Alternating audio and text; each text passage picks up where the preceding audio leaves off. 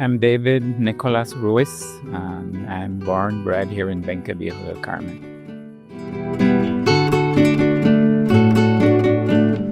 Doing an independent study, and my interest was Benque Viejo, practically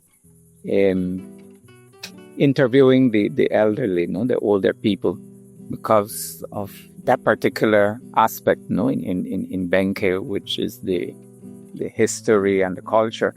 So my engagement with the older folks, the elderly, kind of sparked that interest in folklore and the oral literature in the community, which, if we're looking at it 20 years ago, it was kind of fading, and now practically there is very little, So it was that intent in documenting oral literature.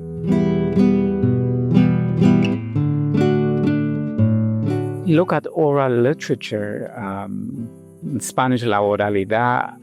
I cannot but say that it's, in essence, the spirituality of any community, any given people, It's very, very important. And Belize, all native cultures, all cultures in Belize have that aspect, that commonality, which is the oral literature. And it's something that is there, and we just need to pay some attention to. Well, Belize being a diverse country, a diverse people, that makes us special, because there is diversity. I believe the challenge is creating unity with this diversity, And that's a question that's been played around by many Belizeans. Should we put diversity before and some form of nationalism? Or should we see ourselves as Belizeans over Mestizo or Maya or Creole? What should we put before? I believe, in my view, the diversity is richness, and we need to strike common grounds. So that's the challenge. That's the challenge. Finding the commonalities, the common denominator to make the whole, to solve the problems, or move forward as a nation. And that's where I believe oral literature, folklore, stories, artistry, all of that are very important tools that can bring togetherness, as a nation to move forward. We need, as Belizeans, we need to be reconciled with our story, with our narrative. It's not just a matter of, I believe many would say we need to move out of and do away with our colonial past. That's in essence, yes, but in essence, what we need to do over just taking this to oblivion is simply reconciling with our story. A figure, a character like Tata Duende, El Duende de Alushit, it's such a common, it's common among many cultures.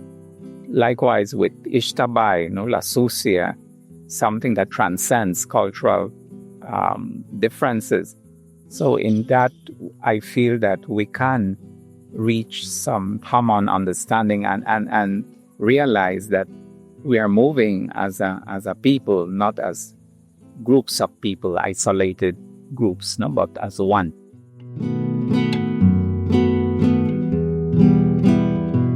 The world is no longer the same, This whole system of exchange, material exchange, is more pronounced in the sense that much and everything is being commercialized. And we need to be very careful about that, because the story, the narrative, is a sacred thing. There is this mysticism in these folk tales, and what the proverbs, the values that are transmitted via the folklore, the story.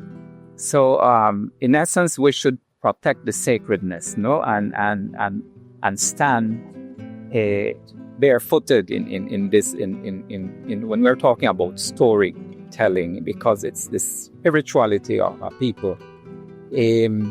Adulterating the story in this sense, commercializing it. It's I believe it's something that we should run away from. We should shy away from. Culture, people allude that there are certain babies born with the cowl, the veil, the cowl. No, it's some kind of membrane, and we claim, or people claim, that children born with the cowl have some kind of ESP, extrasensory perception. No? They're able to communicate with the spiritual world more easily. The same thing, the symbol of the veil with the bride, the innocence. So I believe storytelling and our spirituality, to a certain extent, should be veiled, so that we don't fall into this adulterating it. No? Folklore practically is the bottom line of the my first book, the old Benque, which is more the oral stories that were present in the culture, in the life of the people. In my experience, talking with people, there are people who are very much eager to share their stories, no? And there's much that might be lost when you transcribe or write your story for the sake of writing it. Because the story is the story, no? But as a writer, you need to prime it a bit, no? So much of what is captured in the stories is the transmission of values. Also, the historical context is important, in the sense that what time, what cultural values, what cultural practices are you trying to portray, or the story is trying to portray. So the historical background is also important. Also, the theme, certain themes, no? For example, this is a first attempt in writing a children's storybook, and it presents the theme of the environment, protection of the Belizean rainforest.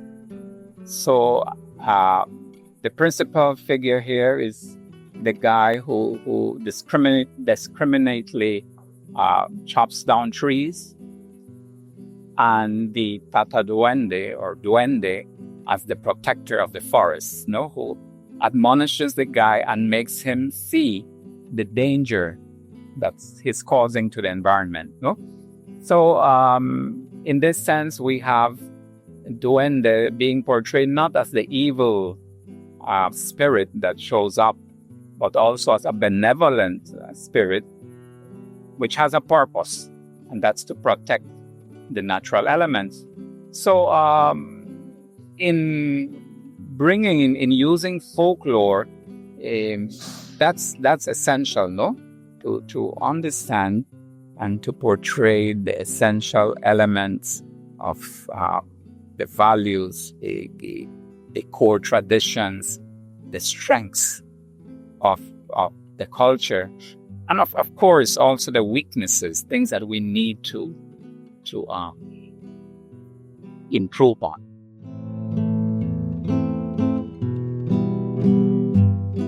important because it underscores identity. What we were talking about with the change in times, no, and the Hollywood culture we're engulfed with.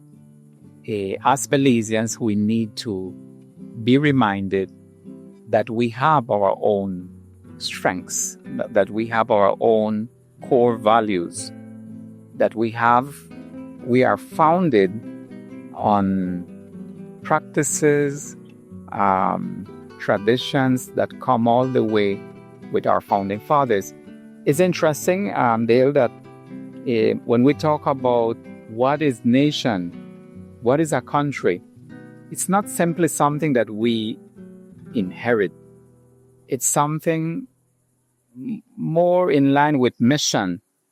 When we talk about Belize as a nation, it's a mission to be accomplished, no? We build upon what others have left.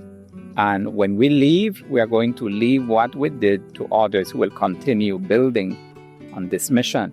So, in essence, that's the whole purpose of these folk tales, to remind us of where we have reached and where we need to go. Exactly, because it's the cultural memory in a way that's our stronghold. It's where we can draw from, especially with the younger generations. No, they need to draw and to stand on something that's strong. No, that's come their way to be able to advance.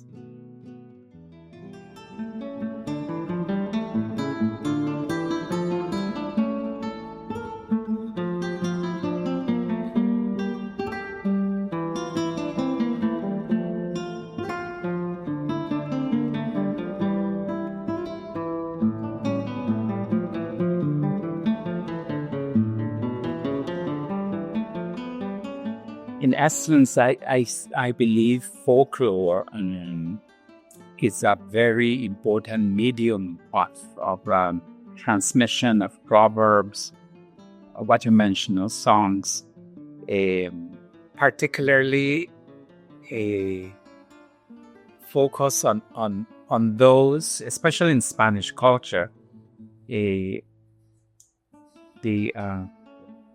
those proverbs that kind of are very much particular, and I am tempted to say war-born or devised here in the area. No? For example, there is one in Spanish that is still used. Dice, no es nada para un chiclero. It's nothing for a chiclero, in a sense, no? And it comes from the day when Benque San Ignacio witnessed that chicle industry glory, the glory of the industry, where there was a lot of money around, no? And nothing much to spend it on back in the early 20th century, 1900s. So the chicleros, if they were very good at supplying their contract, would get very good money. And that's how many of these older men established their businesses, like the guerras. My grandfather, for example, he opened the cinema and the theater here in Benque. This is an example, no? Or there was also another one that we can trace to the chicle days. El que venga tras quiere. And it's a proverb that now we need we understand it to say, don't worry about what's the situation. No, the guy or whoever is coming behind will deal with that. So there are many like these that war-born, I said, from the culture, the days of the chicleros. Big people being so paranoid about the COVID, and they started digging of these old-time remedies of garlic and of this and that herb. So it was the stories in a way also bring to record, draw from that historical memory of a folk medicine. All of this, it's so essential. It's so essential to have the story, to be the medium for even how you speak, how you say things. And I have played around in my stories with the use of Spanish, English, Creole. This is a manuscript, but this is it's in Spanish. It's called From Lockdown to Countdown, and it's a parody of the pandemic. The last lockdown we went through. I remember we were locked down. It was in September 2021. And I was taking care of my ailing mother. She was on her last days. And I said, well, let me write a story for each day in the countdown before the last lockdown ended. So this book, this anthology is born from that, from that experience. And the stories have some Creole in it, in the dialogue. Spanish, of course, and some English. And some Spanglish as well, how we speak here in Benque, Sokots. And for the Creole, I've asked my good friend Feline Caetamos Suazo, to check on the Creole for me, because I'm not really a Creole speaker, but there's specific rules, as any language. But it's important because it portrays the Belize is a pluralistic, pluri-ethnic society, and it brings with pride, that identity, that we are so different, yet we can be one. It must be, I would be tempted to say, it has to be a very good translation. And I don't think even a very good translation will capture the essence, the spirituality of what's there, the essence. For example, reading 100 Years of Solitude in English, or Cien Años de Soledad in Spanish, where Garcia Marquez wrote it in Spanish. Like Alam, Belize City. I mean, the Creole and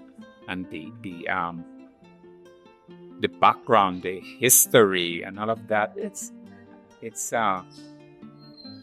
I mean, that's the original. I mean, it's good that there is a Spanish version, because it allows others to capture, to be able to read some of Belize's writers. I believe you lose out.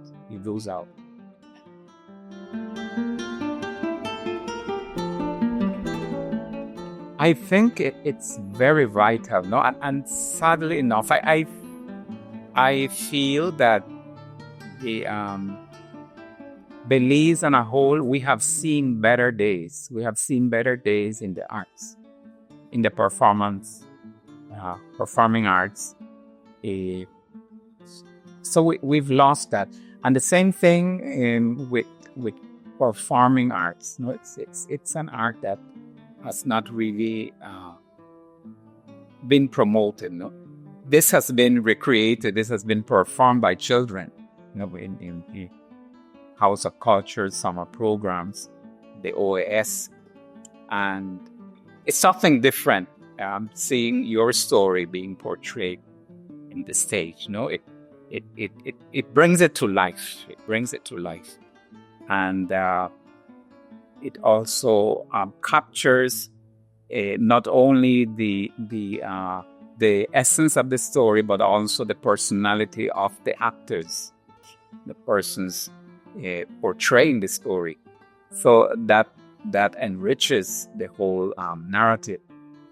So I feel that as a nation, we need to promote not only the art of writers, but also that of artists and actors on stage.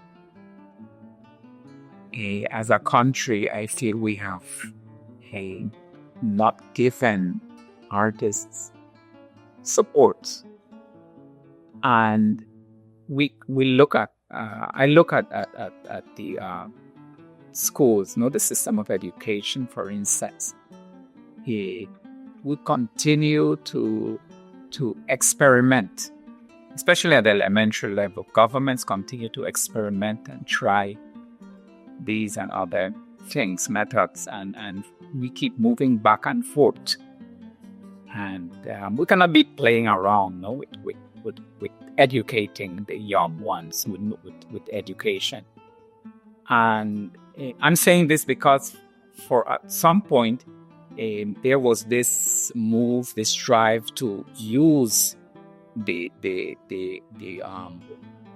writings of authors, local authors, and then with these whole changes in the curriculum, in many of these local books, local authors were displaced by other resources from abroad, not the Caribbean or somewhere else. So I feel that after 40 years of independence, we need to rethink and be able to support artists by using these resources that we have available here in Belize, because that's the only way we'll be able to move as a nation to continue building on our identity, capitalizing on our spirituality, and continue building on that historical, cultural memory that we have. Because it can't be static, it has to evolve.